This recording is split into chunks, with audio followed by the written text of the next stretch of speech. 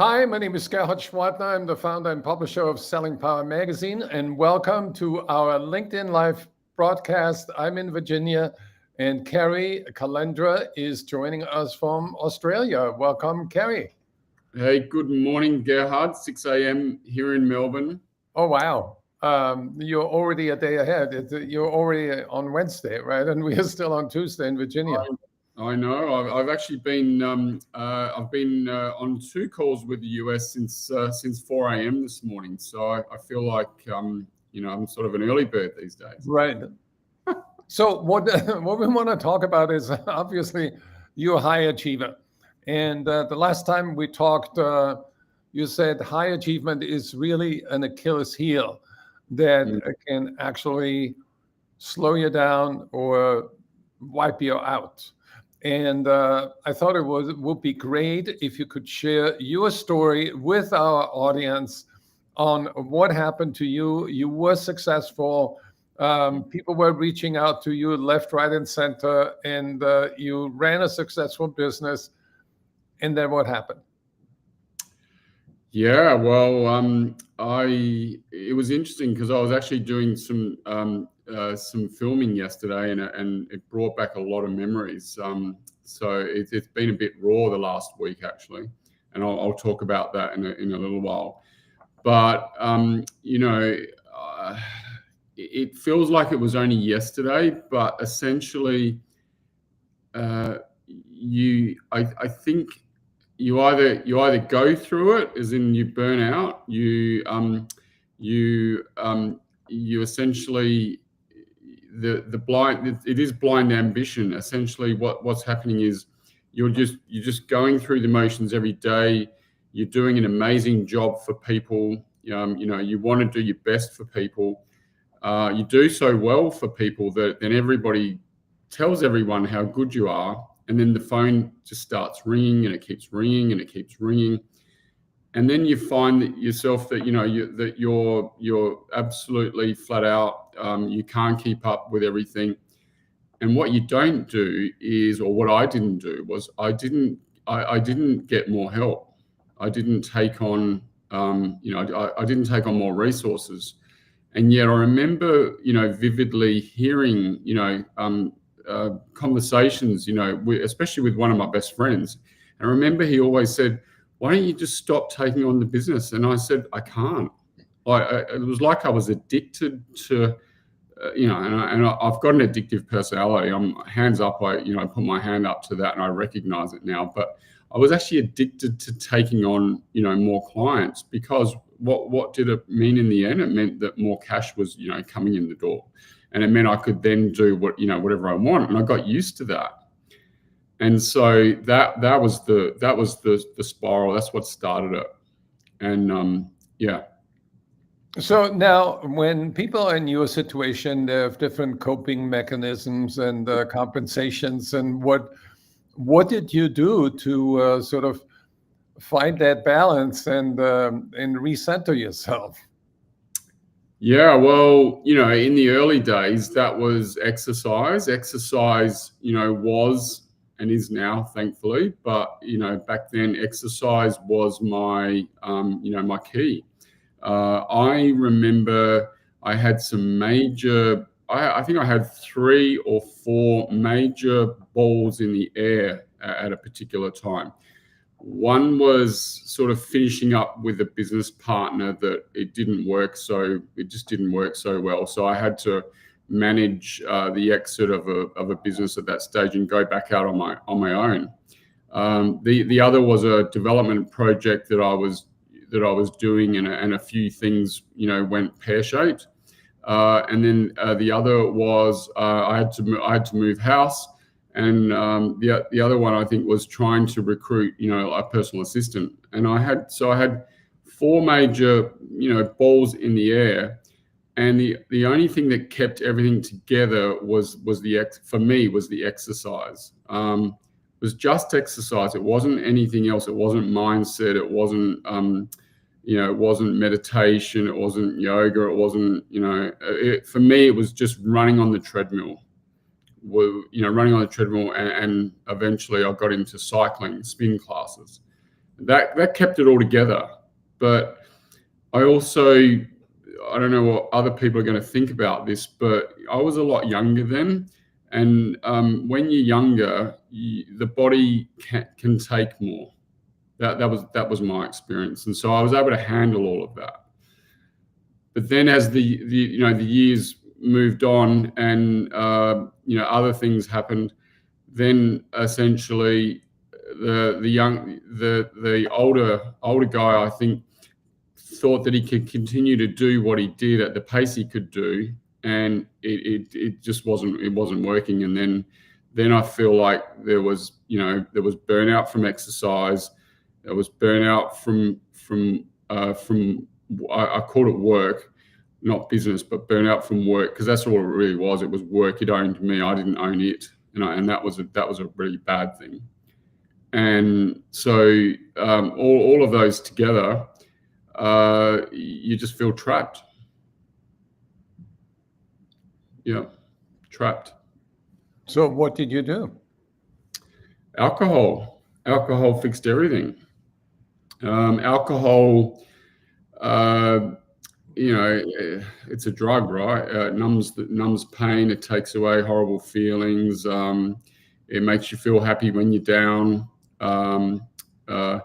But in my case, what I found was that, and I only discovered this, but the addictive personality comes out, and then the taste of alcohol makes you want to have more, and then you have more, and then you have more, and then you just get to a point, where you to the points where I'd black out, I'd wake up at 3 a.m. on the couch.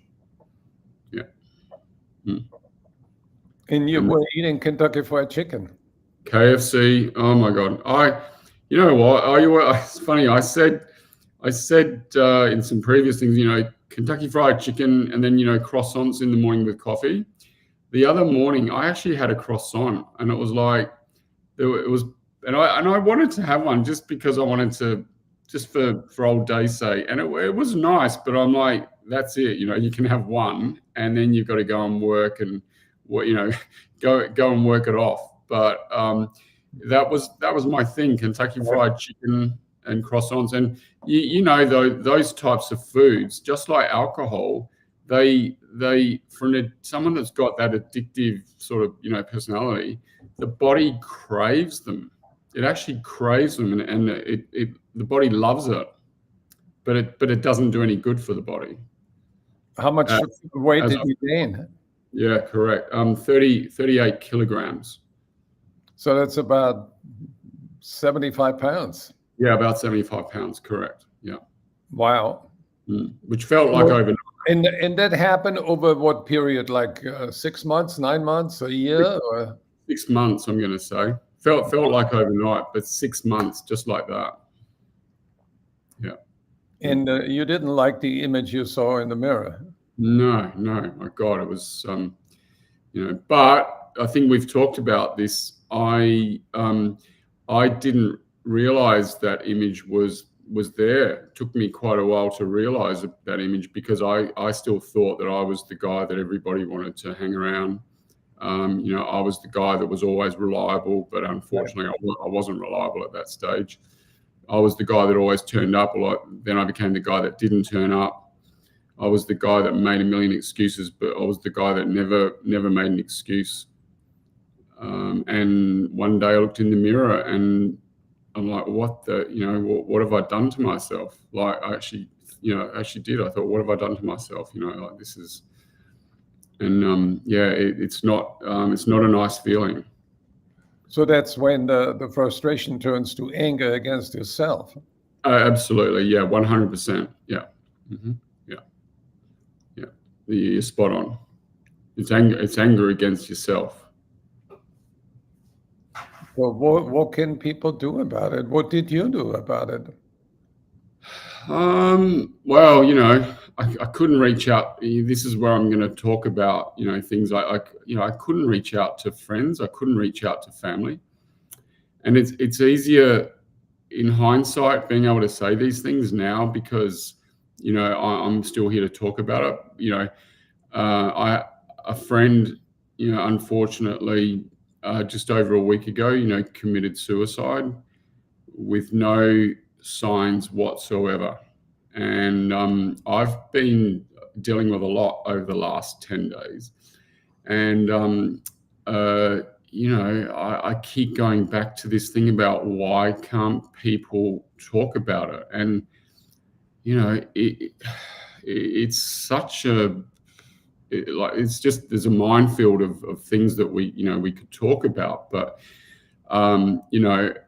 I've been there, and I know that it was virtually impossible to want to tell anybody, because I don't know if I'm talking about males in general here, but I'm going to use my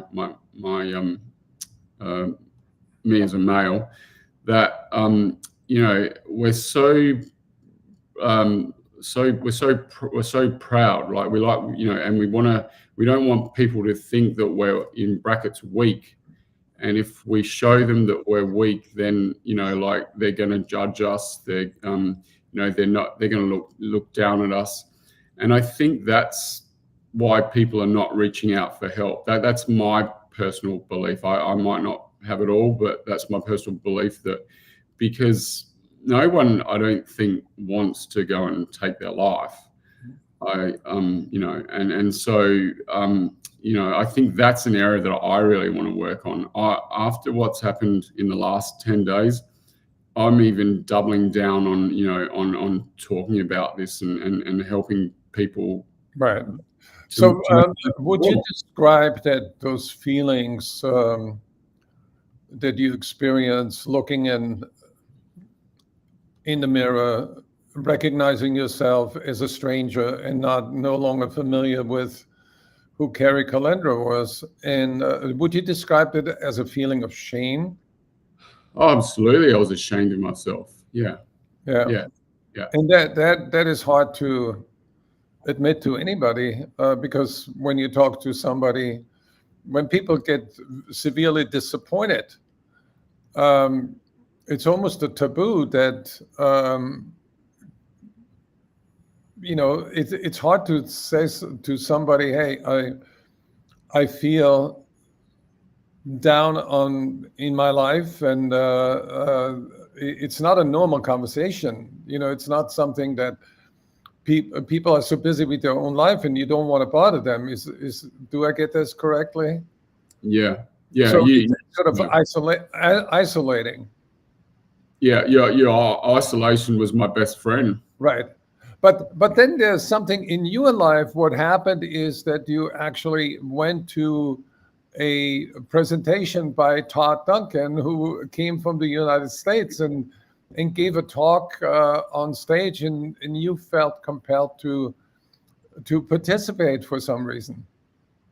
Yeah, well, as we've discussed, I was at my lowest point at that stage. I was in my office. I didn't want to be at the office. I didn't want to do anything. I was just, miserable. And, you get a million emails, and you get a million invitations to, mortgage events and these sort of things. And I was never really a person that really wanted to go to those, because I was busy enough. I didn't need to go to those things. I thought I already knew everything. And this company secured Todd Duncan somehow, and it was a big thing. They made a big thing about it, saying that this guy, was coming from the US, and and I think the thing was that first of all, it's like I'd met him. I felt I'd met him before, So when you say before, in Australia, or in another life? In another life. That is scary. Yeah, that is crazy. His face, just something about his face. I'd met him somewhere, and wow. So I started researching him. And then I started realizing that we actually had a bit in common. And the fact was that he's written about things that have been happening in his life on the domain for everybody to view. So this guy's not ashamed to tell people about the things that have happened in his life. So I'm like, you know what? I've got to go to this event, and I want to talk to him. And so, you know, I dragged myself to that event, and I looked absolutely, I won't say the word, but absolutely terrible. Like, and I think I made it like with 5 minutes to spare before he actually went on stage. And so I rushed in, and number one, I was in awe of just how he spoke and how he carried himself. And you know, I basically pleaded with the event organizers to basically tackle him and say, I just need to see him. I wasn't going to let him go without seeing him. And you know, I broke down. We were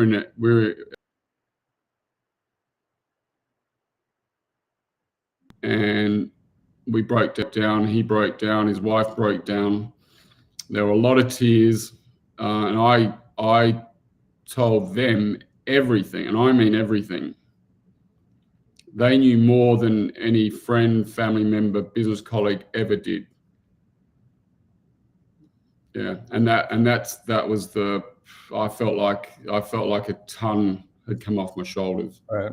So what you're really saying is what it tells me is that when you put yourself in a position of vulnerability where you admit everything and lay it on the table, then it is actually the beginning of a transformation where you learn by disclosing what you were ashamed of and expressed yourself freely, that you unburden yourself, and then all of a sudden you get the support from the community and from everybody else. And then you worked on a program to lose the weight and regain the balance in your life. Correct. Yeah. But you've got to. I think you mentioned it there, but you have to be taking ownership, and I mean 100% ownership. No dilly-dallying, you know, here. It's like you've got to be fully committed. Yeah. And I'm an expert at that as well, because I wasn't fully committed to start with. Right. So, yeah. So, and Todd's story is really interesting because he was very, very successful, and through a turn of events, cascading events, he lost 90% of his fortune and his family, and he recovered, and Yeah. he's running a phenomenal business today, and is happily married, and he is helping a lot of other people become more successful. Yeah. And I'm fortunate to, you know, have a beautiful relationship with not only him and his wife, but you know, have the privilege of meeting, you know, his two beautiful sons, and you know, and getting to know them. It's been a beautiful journey. Very, very fortunate. Well, I invited you to participate in our Sales Transformation Summit on April 9th and 10th. And the reason being is that any sales transformation needs to begin with self-transformation. And I want you to share your message with our audience. We will have over 1,000 director level sales leaders attending, and we're going to publish a link below where you can sign up for free and listen to Kerry's story. But Kerry, if somebody wants to unburden and share and get advice from you, how should they reach you? Well, you know, I'm starting my new YouTube channel, which is 80KK, you know, Oz. So 80KKOz@gmail.com. I don't know if you can put that anywhere. And yeah, you can get hold of me, you know, on LinkedIn. I'm pretty easily found on LinkedIn. And you know, I really, after what's happened in the last, you know, week or so, I'm more than committed to just working on this course, so that we just try to stop people from taking their lives. Well, I think you're a beacon of hope to so many out there that may experience, precipitating stress or a massive disappointment or depression that they think is insurmountable and weighs them down. And you are a message of hope, a beacon of light, a testimony to the fact that you can transform. You have done it. Todd has done it. Many others have done it.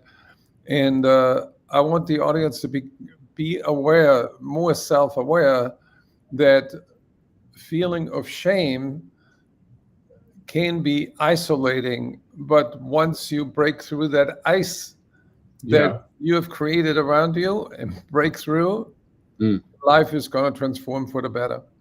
Yeah. And it takes a conversation. Like I'm blown away every time you and I have a conversation. I'm walking away with hope and more insight into how I can help other people lead more fulfilling lives. Yeah, that's beautiful. I love that. That's great. Yeah. And, I just want to say, I've gone through a lot of mixed emotions over the last 10 days. And, I've been, I'm just going to come out and say, I've, been a little depressed over the last, 10 days, understandably. And, I actually had some of these feelings that I used to have, surface again in my stomach. And of course, the first thing I would have done in those circumstances was turn to alcohol. So in this circumstance, I've had to turn to, going and doing some meditation, some yoga, just going and having a sauna and a spa. And so these are things that have helped. Talking's helped a lot. I talk to my team every day. I've said to my team, it's important that we all talk, and our doors are open if anybody's struggling, any issues at all. And I think I'm glad that I've been able to have these feelings again, because I also recognize that they're not permanent, and that I have to feel them. I have to go through them. And if if you haven't done that before, I understand it. And so I just want people to understand that it's okay to go and have those feelings. Like, it's normal. It's absolutely normal to have these feelings. We all feel this.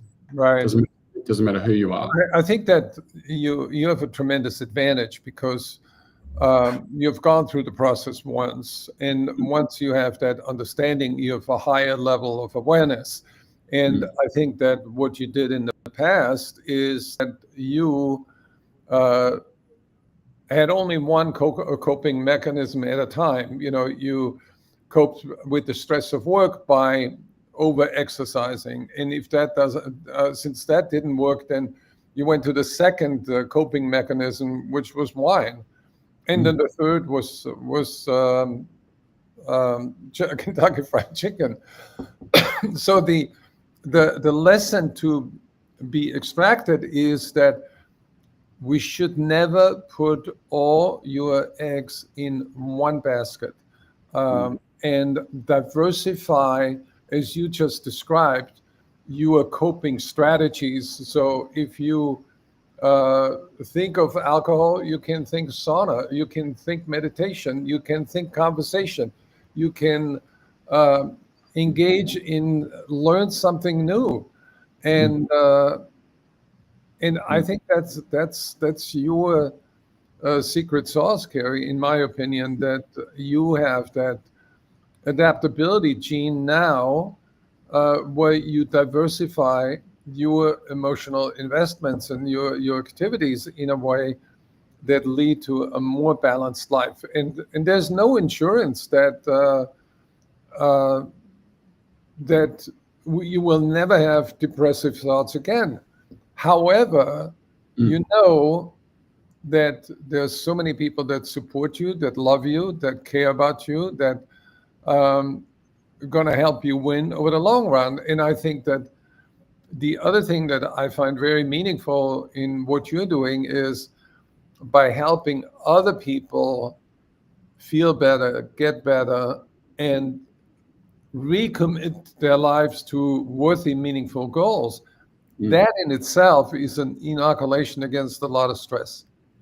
Yeah, absolutely. Like and a lot of it is, well, not a lot of it. Some of it is mindset. And I know over the last 10 days, when I've been, feeling down, that I had to use I had to dig deep and use my mind to think, well, what are all the amazing things that, that as a business we're doing for clients, for, what am I doing for my business partner and his family? What am I doing for my, 84-year-old personal assistant to make sure that she's got a fulfilling life? What am I, making sure that I ring my brother every night when I walk my dog, and connecting with family. Going and buying the concierge downstairs, coffee in the morning and cheering up his morning. Like, what it's just these little things, but you got to stretch your mind about what you can do to lift you back up. Yeah. Yeah, there's just a study I learned about yesterday, which is micro donations. When people give to charity, even if it's only 25 cents, it gives you a lift. Like you get the concierge some coffee, and it lifts you up. So there is a theory that giving lifts your mood, lifts depression. Yeah.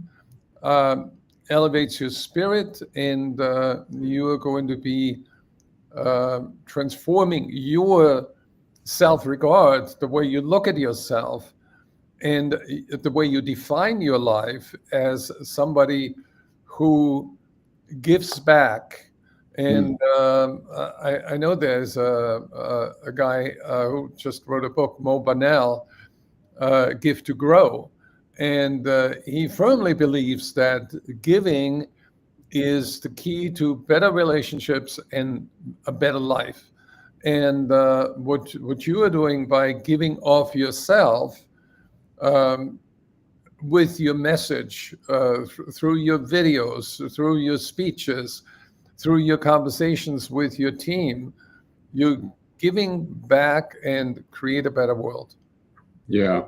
No, definitely. Yeah. It was interesting. 2 days ago, I had my first 4-hour training session with a not-for-profit organization called Beyond Blue, which is Australia's preeminent mental health organization. And so I'm doing 2 training sessions. One was on Monday. The second is next Monday, and then I'm going to be let out into the world of going and talking to organisations, here in Melbourne, for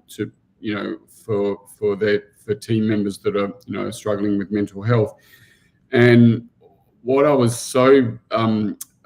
I felt so blessed that I was on a Zoom with so many people from different walks of life, all wanting to give their time, and all because they've experienced some sort of trauma or mental health issue. And do you know what? The majority of people on the call were under the age of 25. It was such a beautiful thing to watch. Honestly, I haven't experienced something like this in such a long time.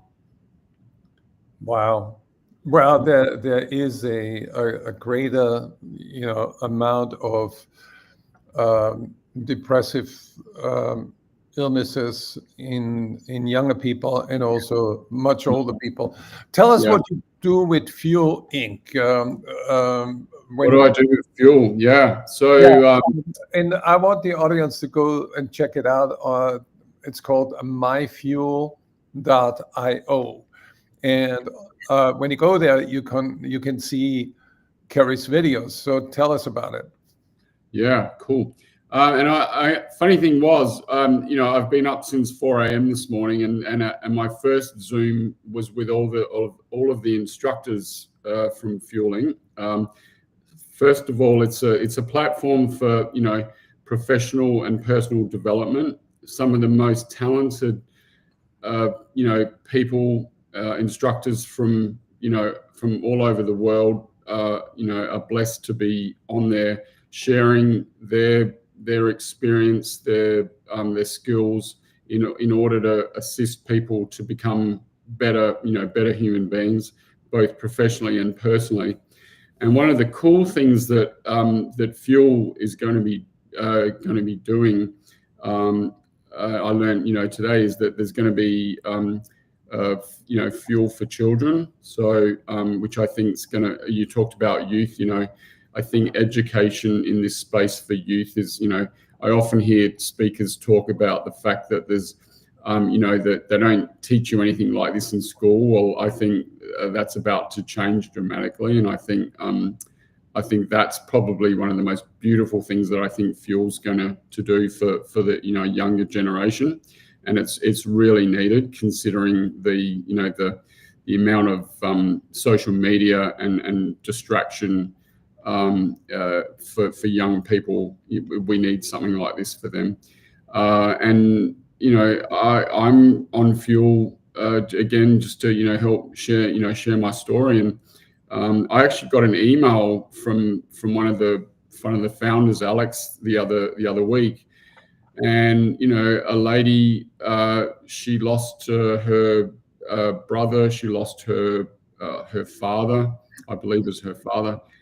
And she was in a really bad place, and she got introduced to Fuel, and she watched my series, and she said that I gave her hope, and that if I could turn my life around, she could turn hers around. And if that's not if that's not an endorsement of helping other people, then I really don't know what is. So it was. Right. It was beautiful to hear, right? And that's my giving, and that gives me that feeling that you're talking about. That giving feeling. It makes me want to get up every day. Yeah, I think that we need to be grateful for the life we have, and I don't know whether you keep a gratitude journal, but that's another wonderful way to end the day, to write down 3 things that you're grateful for. And getting a letter from someone that watched your story and felt better, that is an amazing experience. Not many people can claim that. And I would also say that if you don't feel 100%, and you sink lower every single day, don't isolate yourself. Correct.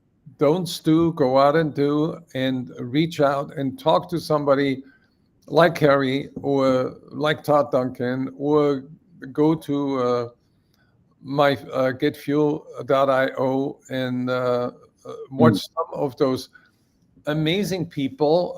I've interviewed a number of them, like John Murphy, Brian Biro. I just talked to Sherry Tree and Greg Cushman. I mean, amazing and performers and amazing minds that give you energy. And in my business, selling is a transfer of energy. And the question is, who motivates the motivator? Yeah. And that's where I go for motivation. I'm so energized because of the people at Fuel, like Alex Kuchichin or Todd Duncan. They are beacons of light. They're inspiring people, and they want to impact 1 billion people in this world in the future. And they're on the way to do it. Yeah, and I think one of the other, thanks to to technology, being able to translate our our courses, into all of these different languages from all over the world is a game changer. Right. And they call themselves the creators of binge-worthy videos, and it's not addictive. The Netflix of education. Yes. Well, Kerry, I can't thank you enough. I know we've spent quite a bit more time than what we planned, but I felt it is absolutely necessary to get the message out. And you are, like any good salesperson, you are a merchant of hope. And I thank you for that. Thank you. Thanks, Gerhard. It's been amazing. Now we end the stream, but we are going to publish a link. So when we publish this on LinkedIn, the condensed version, so that people can sign up for the Sales Transformation Summit.